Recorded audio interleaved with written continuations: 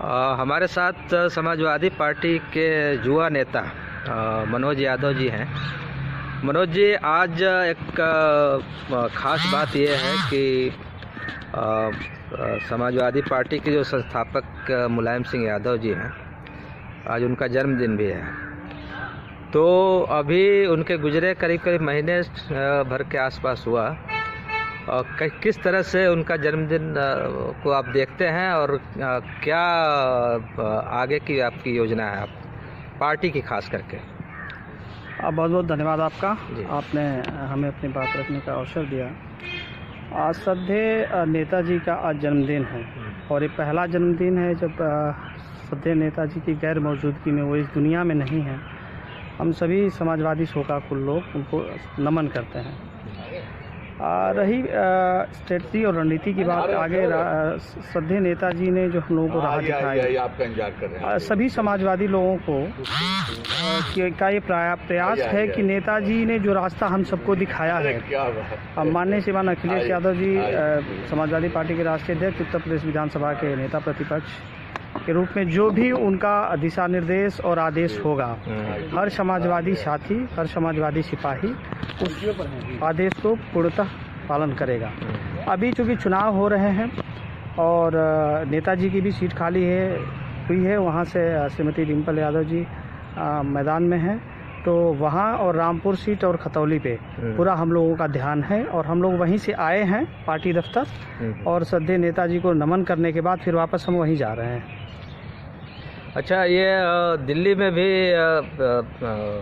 MCD का चुनाव हो रहा है और उम्मीद थी कि समाजवादी पार्टी की एक अच्छी भूमिका यहाँ होती, लेकिन वो शायद दिखाई नहीं दे रही है कहीं। दरअसल अभी नेताजी को गए पूरे 2 महीने भी नहीं हुए। और पूरा दल, पूरी विचारधारा और जो एक समाजवादी वटवृक्ष के रूप में श्रद्धेय नेताजी थे, उनके जाने से अभी हम लोग शोकाकुल थे। उसी दौरान ये चुनाव आया और हमारे नेता श्रीमान अखिलेश यादव जी, राष्ट्रीय अध्यक्ष जी, जो दिशा निर्देश हमें देंगे उसी के मुताबिक हम लोग आगे की जो भी प्लानिंग होगी वो आपको समय समय पर बताते रहेंगे। फिलहाल हम लोगों का पूरा फोकस मैनपुरी, खतौली और रामपुर पे। जी, अभी 2 विधानसभा, एक तरह का 2024 के चुनाव को लेके एक सरगर्मी तो तेज है, लेकिन गुजरात में चुनाव हो रहा है, हिमाचल में अभी मतलब अभी हुआ है। इसको लेके क्या समाजवादी पार्टी की कोई अपनी रणनीति है या किसी के साथ समझौता है या क्या है? इस तरीके कोई आधिकारिक कभी हम लोगों को आदेश हमारे शीर्ष नेतृत्व से नहीं मिला है। बहरहाल चुनाव आयोग की जो भूमिका है, खास करके इन तीनों राज्यों के चुनावों को लेकर के, उस पर प्रश्न चिन्ह तो लगते हैं, क्योंकि जब समान और एक ही समय सभी विधानसभाओं के सत्र खत्म हो रहे हैं, कार्यकाल खत्म हो रहे हैं, और उसमें 2 राज्यों के 2 डेट और फिर तीसरे राज्य के नगर निगम के और दूसरे राज्य के साथ पैचअप करके जो डेट निकाला गया है, उसमें देखिए जो एक संवैधानिक संस्था की स्वायत्ता है, उस स्वायत्ता पे तो प्रश्न चिन्ह लगता ही है। क्योंकि हम लोगों ने उत्तर प्रदेश विधानसभा चुनाव में देखे हैं, प्रत्येक विधानसभा में 10,000 से लेकर के 20,000 तक, 25,000 तक हमारे लोगों के वोट काटे गए, और बावजूद इसके जब हमने ऑब्जेक्शन लिया तो हमें नोटिस दिया। आप एक बात बताइए, जब कार्यकाल विधानसभा गुजरात और हिमाचल का एक साथ, चूँकि पिछला इलेक्शन भी एक ही साथ हुआ था, बावजूद इसके 2 तारीखों में चुनाव करवाना, और इलेक्शन कमीशन का डिक्लेरेशन भी 2 तारीखों में हुआ और गिनती एक दिन होगी। ये रणनीति मुझे चुनाव आयोग का समझ में नहीं आया, और इस वजह से प्रत्येक भारतीय के दिलो दिमाग में जो चुनाव आयोग की स्वायत्ता है और जो एक उसकी गरिमा थी, उस पर तो प्रश्न चिन्ह लगा है। और उस पर हमारा प्रश्न अब भी बरकरार है। इन्होंने डिटेल मांगा था, हमारी पार्टी ने माननीय राष्ट्रीय अध्यक्ष जी के दिशा निर्देश के मुताबिक उनका जवाब दे दिया, लेकिन उस जवाब के फलस्वरूप उनका कोई एक्शन नज़र नहीं अब तक आया। और जैसे यूपी में मशीनें तैरते मिली हैं, विभिन्न जिलों में चुनाव के दौरान हमारे लोगों ने पकड़ा है, वो हिमाचल में भी मिला है। तो ऐसा क्या है कि सिर्फ मशीन को लेके घूमते बीजेपी के लोग ही नज़र आते हैं। समाजवादी पार्टी के लोग, बहुजन समाज पार्टी के लोग उत्तर प्रदेश में नहीं मिले, कांग्रेस के लोग, चाहे किसी और दल के लोग हिमाचल और गुजरात में क्यों नहीं मिले, सिर्फ बीजेपी के लोगों के पास। लेकिन सवाल तो ये उठता है कि जब चुनाव आयोग ही और जिस पे एक निष्पक्ष चुनाव कराने का जो एक अधिक वो है, क्या बोलते हैं, दायित्व जिम्मेदारी है, दायित्व है। तो जब वही से गड़बड़ है तो अब किस तरह का लोकतंत्र, तो कुछ बचा ही नहीं। मसला यही है कि देश के सबसे और कैसे करेंगे आगे? मसला वही है कि देश के सबसे बड़े लोकतंत्र के निष्पक्ष चुनाव कराने की जिम्मेदारी जिस संगठन के ऊपर है, वो संगठन की स्वायत्तता और उसके कार्यशैली ही जब संदेह के घेरे में हो तो जाहिर सी बात है प्रश्न तो उठेंगे।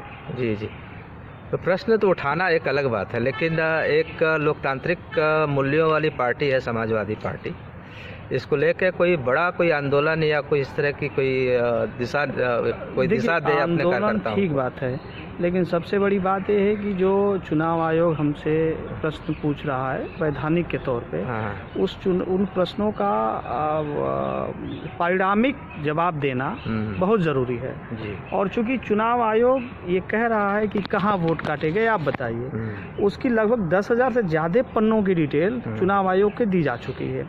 बावजूद इसके अब चुनाव आयोग को फिर जब जीव सत्तारूढ़ की तरफ से जब कोई इशारा आएगा या कोई दिशा निर्देश मिलेगा तब वो जागेगा, क्योंकि चुनाव आयोग स्वायत्त तो रहा नहीं। जी जी, स्वायत्त होता तो उत्तर प्रदेश के चुनाव को शून्य घोषित करके फिर से वो चुनाव किए जाते। तो नाम किसके काटे जा रहे हैं?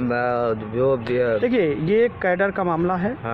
और जितने भी विपक्ष के लोग हैं, विशेष तौर पे समाजवादी पार्टी के लोग, समाजवादी पार्टी के वोटर, अब मैं 3 जिलों का प्रभारी था, मेरे पास डेटा है 3 जिलों का।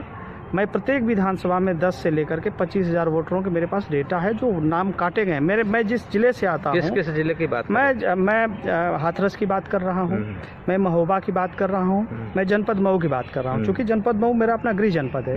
मेरे लगभग 95-97 साल के ग्रैंडफादर हैं, मेरे दादाजी हैं। जब से देश आज़ाद हुआ तब से और अब तक वोट डालते आए हैं। पहली बार विधानसभा का चुनाव था जब वोट नहीं डाल पाए, क्योंकि वोटर लिस्ट में उनका नाम नहीं था इस बार। अच्छा, तो ये हकीकत है। मुझसे चुनाव आयोग मांगे, मैं उनको डिटेल लिख के दूंगा।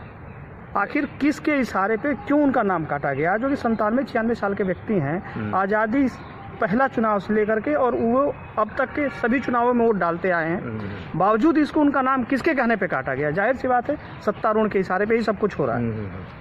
तो मैंने कुल मिला के यह है कि सत्तारूढ़ जो भी शासक है यहाँ, चाहे केंद्र की हो चाहे राज्य की हो, उसको पहले नहीं हटाएंगे तो शायद मामला नहीं बनेगा। देखिए, ये जिम्मेदारी देश के लोगों की है। उनको ये समझना होगा कि देश के लोकतंत्र की बचाने और इस लड़ाई में किसकी भूमिका कहाँ रहेगी। आने वाली पीढ़ियाँ तो पूछेंगी कि जब ये सब हो रहा था तो आप कहाँ थे। हम तो कह सकते हैं कि हम समाजवादी लोग लोकतंत्र के लिए मैदान में थे। 2022 का चुनाव हो, चाहे 17 का चुनाव हो, चाहे भी चुनाव हो, और हम लड़ रहे हैं। और जब चुनाव आयोग ने हमसे जवाब करा है, हमने उसका सार्थक जवाब दिया है। प्रश्न करा है, हमने जवाब दिया है। तो जब हम उनका जवाब दे रहे हैं, उस जवाबों के बाद जो चुप्पी होती है, उस चुप्पी पे प्रश्न चिन्ह है। कि अगर आपने कह दिया कि आप बताओ कि आपके कितने वोट काटे गए, हमने लिख के दे दिया कि हमारे इन विधानसभाओं में इतने वोट काटे गए, अब आप चुप हो जाएंगे। जब कोई अगला इलेक्शन आएगा तो फिर आप जागेंगे कि आपने जो जवाब दे दिया था उसमें ये कमी रही। मतलब आप तुरंत आप उससे प्रश्न पूछिए कि आपका यहाँ कमी रहा। हम यहाँ पे अगर 10,000 वोट से अगर आपका कैंडिडेट हारा है, 20,000 वोट आपके काटे गए हैं, तो हम इस चुनाव को शून्य घोषित करते हैं, चुनाव कराइए आप। लेकिन ये तो चुनाव आयोग के पास हैसियत है नहीं। हैसियत इसलिए नहीं है कि चुनाव आयोग की जो सहायता है वो बिल्कुल ही संदेह के घेरे में। चलिए, बहुत बहुत धन्यवाद बात करने के लिए मनोज जी, और उम्मीद करते हैं कि दिल्ली में चूँकि आप यहाँ हैं तो जो युवा लोग हैं वो समाजवादी पार्टी के साथ जुड़े। हाँ, मैं दिल्ली यूथ का अध्यक्ष हूँ, तो हमारी अपनी जिम्मेदारी ये है कि जितने भी समाजवादी युवा हैं उनको जोड़ें। और हम लोग इस प्रयास में लगे हुए हैं, लोगों से मिल रहे हैं, मीटिंग कर रहे हैं। बाकी शीर्ष नेतृत्व के जो भी हमारे नेता श्रीमान अखिलेश यादव जी का आदेश होगा उसके मुताबिक हम काम जी। लेकिन एक चीज़ और थोड़ा सा, अब जाते जाते जब आपने बात की तो जो समाजवादी युवा हैं उनको तो आप जोड़ रहे हैं, लेकिन बाकी जो युवा हैं, जो जिनको जोड़ने की, समाजवाद का सपना दिखाने की ज़रूरत है कि समाजवाद को एक तरह से गाली के रूप में प्रस्तुत किया जा रहा है, जबकि ज़रूरत वही है। देखिए श्रद्धेय नेताजी आज जो जिसको लोग लॉलीपॉप और पता नहीं क्या क्या कहते हैं, मुझे नहीं पता उसका मतलब क्या होता है, लेकिन जब इस देश में किसान, नौजवान और शिक्षा की बात हुई थी तो श्रद्धेय नेताजी ने पहली शुरुआत, पूरे आज़ाद भारत के बाद कोई पहला मुख्यमंत्री ऐसा था जो श्रद्धेय नेताजी ने किसानों के लिए पढ़ाई, विद्यार्थियों के लिए पढ़ाई, किसानों के लिए सिंचाई और गरीबों के लिए दवाई, पढ़ाई, सिंचाई, दवाई, मुफ्ती का अभियान चलाया। ये सबसे पहले स्वतंत्र भारत के बाद पहली कोई समाजवादी सरकार थी, वो समाजवादियों की थी, श्रद्धेय नेताजी मुख्यमंत्री थे।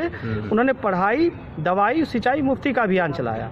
और उसी मुफ्ती अभियान को जो अगली कड़ी में जब लोग आगे बढ़ा रहे हैं, जो आज की ज़रूरत है, विद्युत है, शिक्षा को लेकर के उच्च शिक्षा तक बेटियों को देना, उस पे लोग प्रश्न चिन्ह करते हैं।